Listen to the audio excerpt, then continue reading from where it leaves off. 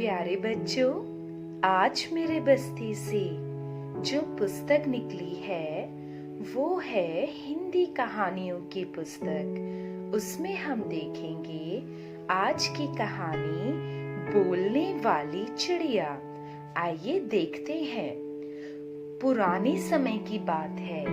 चीन देश के उत्तरी भाग में चिड़ियों की एक रानी रहती थी। वह मनुष्यों की भाषा समझ और बोल भी सकती थी।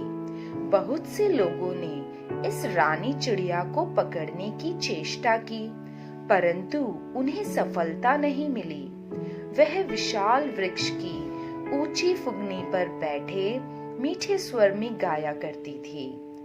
हुआन नामक एक राजा ने इस चिड़िया की प्रसिद्धि सुनी तो वह चिड़िया को पालने के लिए बेताब हो गए। वह अपने लाव लश्कर के साथ चिड़िया को पकड़ने के लिए चले। चिड़िया एक पेड़ की फुंगी पर बैठे मीठे स्वर में मजे से गा रही थी। राजा को देखकर चिड़िया जरा भी भयभीत नहीं हुई।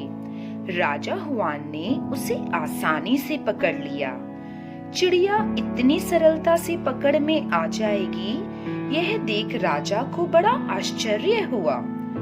हुआन चिड़िया को लेकर राजमहल की ओर लौट चला।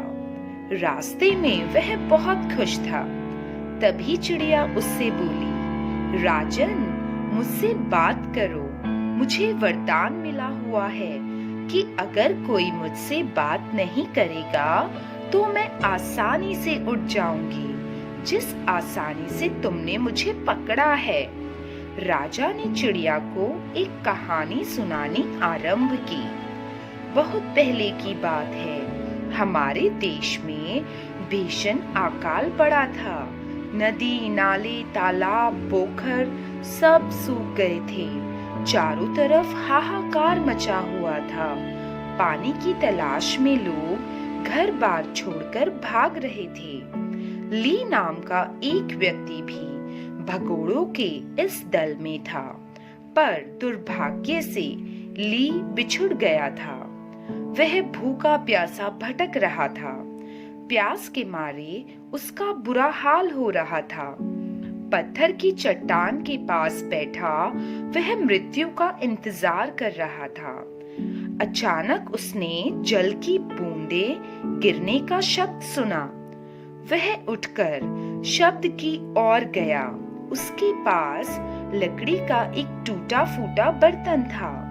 किसी तरह ली ने उसमें पानी भरा। जैसे ही उसने पानी पीना चाहा, कहीं से उड़ता हुआ एक कौवा आया।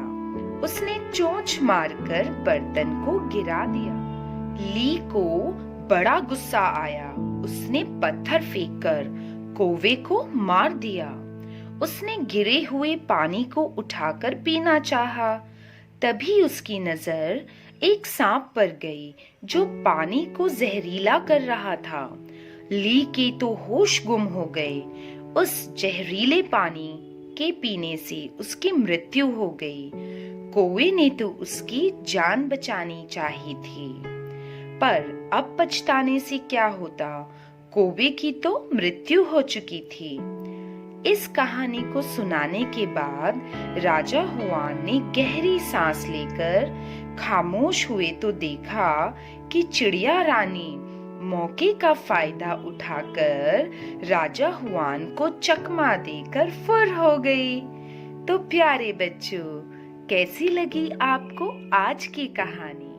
अगली वीडियो में फिर मिलेंगे मेरे बस्ती की एक नई पुस्तक के साथ। अगर आपको ये कहानी अच्छी लगी तो मेरा बस्ता चैनल को लाइक और सब्सक्राइब करें।